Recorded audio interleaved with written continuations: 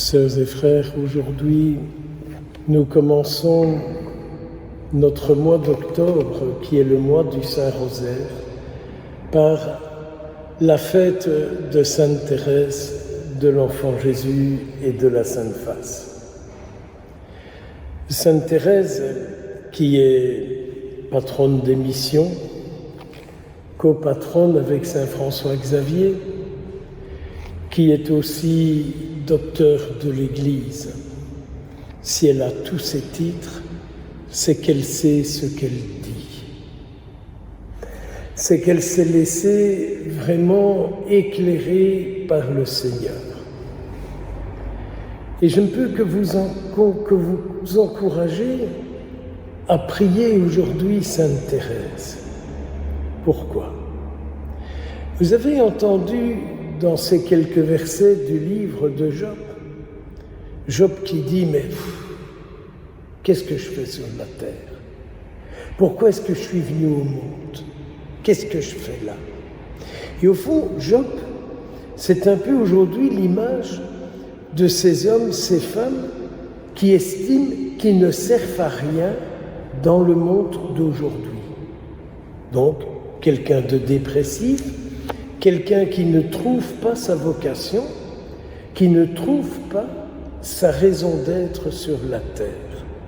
C'est vraiment ça, Job. Il dit, comment se fait-il qu'il y ait des gens qui m'ont nourri, deux seins qui m'ont nourri, des genoux qui m'ont pris pour en arriver là où j'en suis. Si vous écoutez un peu les hommes, les femmes d'aujourd'hui, quand ils ne sont plus dans la vie active, c'est souvent leur discours. Ou même des beaucoup plus jeunes qui tombent dans la drogue, dans les addictions, que ce soit l'alcool ou autre, la pornographie, tout ce que vous voulez, c'est parce qu'ils ne savent pas pourquoi ils sont là. Donc, notre première prière aujourd'hui, c'est de dire à Sainte Thérèse, mais comment pourrais-tu nous aider pour que nous ne tombions pas dans des pareilles situations? Ou comment, toi qui as dit « je reviendrai », comment pourrais-tu aller visiter ces hommes, ces femmes que nous te recommandons et qui aujourd'hui ne connaissent plus leur raison d'être, leur raison de vivre? Vous savez, frères et sœurs, si nous sommes ici sur la terre, vous et moi, c'est que le Seigneur attend quelque chose de nous. Pourriez-vous croire ça? Et là aussi, nous rejoignons Sainte Thérèse, qui cherchait quelle était sa vocation, et qui, c'est vrai, elle disait « je suis carmélite, je suis fille de l'Église, mais quelle est ma vocation ?» Et tout d'un coup, elle médite l'épître de Saint Paul aux Corinthiens et elle découvre que si elle n'est pas l'amour, elle n'est rien. Alors elle dit, ça y est, j'ai trouvé, ça c'est ma vocation, dans le cœur de l'Église. Ma mère, je serai l'amour, ainsi je serai tout. Qu'avons-nous besoin pour vivre, vous, moi, nous, si ce n'est de recevoir de l'amour? C'est l'amour qu'on reçoit qui fait qu'on découvre qu'on existe et que c'est bien que nous soyons là où nous sommes. Dans le cœur de l'Église, ma mère, je serai l'amour, ainsi je serai tout. Sainte Thérèse, c'est celle aussi qui nous amène non pas à regarder et à chercher notre espérance dans la part des êtres humains. Sainte Thérèse disait « Je ne trouve pas de secours sur la terre. Ne trouvant pas de secours, je me tourne vers mes petits frères, mes petites sœurs qui sont au ciel. » Et donc, Sainte Thérèse, si vous la connaissez un peu, si vous connaissez sa vie, elle est celle qui nous invite à nous tourner vers le ciel. Ça me fait penser à cette parole du psaume qui dit « D'où le secours me viendra-t-il » Mais le secours, dit le psalmiste, il me viendra du Seigneur qui a créé le ciel et la terre. D'où le secours me viendra-t-il? Le secours me viendra du Seigneur qui a créé le ciel et la terre.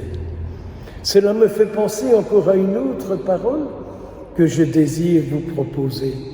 C'est lorsque notre Seigneur Jésus dit, lors de son procès malheureusement, « Mon royaume, il n'est pas de ce monde. Mon royaume n'est pas de ce monde. Je fais partie d'un royaume, mais il n'est pas de ce monde. » Mes frères et mes sœurs, n'est-ce pas notre réalité à nous? Notre royaume, ce n'est pas la terre. Notre royaume, c'est le ciel.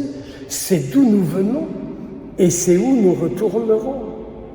Je vous le souhaite de tout mon cœur et je l'espère pour moi aussi, qu'un jour j'irai dans ce royaume éternel, où je serai avec le Seigneur, Sainte Thérèse, la Vierge Marie, tous les saints et bienheureux. Alors vous comprenez, cette petite parole que nous avons entendue dans l'Évangile d'aujourd'hui, Jésus, le visage déterminé. Jésus est tellement certain de ce qu'il doit faire que la terre et le ciel peuvent trembler autour de lui, il continue son chemin. Mes frères, mes sœurs, n'est-ce pas cette force de corps, d'âme, d'esprit que nous avons tous besoin, être déterminés pour rester fixés sur le ciel, être déterminés pour être là, pour savoir accueillir tout ce que le ciel veut nous donner, veut nous confier. Je vous le disais, le mois d'octobre, c'est le mois du Saint-Rosaire, c'est vrai. Ce sera le 7 octobre que cette fête sera célébrée. C'est aussi la fête des anges gardiens, demain, une tellement belle fête, où notre Seigneur dit, mais ils ont un ange devant la face de Dieu qui intercède pour eux. Il y a aussi Thérèse d'Avila, il y a beaucoup de très belles fêtes durant le mois d'octobre. Alors, oui, votre patrie, la mienne, notre royaume, il n'est pas de la terre, mais il vient du ciel. Alors je commence aujourd'hui et je vous confie cette intention de prière, une série d'Eucharistie pour un couple dont lui était médecin, mais malheureusement dont les fils et les petits-enfants ont mené des vies très débridées, très malheureuses, des dérapages dans tous les domaines que je ne peux pas citer, mais qui dans la maladie transgénérationnelle pèse très fort sur tous les descendants. Alors il m'a été demandé une série d'Eucharisties à cette intention-là, et aussi pour une dame relativement jeune qui demande de prier pour tous ces ancêtres défunts dont elle sent le poids sur elle. Allez, courage, le ciel est avec vous, le ciel est avec nous, et Sainte Thérèse du haut du ciel se dit, à Tubize, je pourrais aller le premier vendredi du mois, je pourrais aller les rejoindre et leur offrir mon aide. Beaucoup de bénédictions sur vous tous, au nom du Père, du Fils et du Saint-Esprit.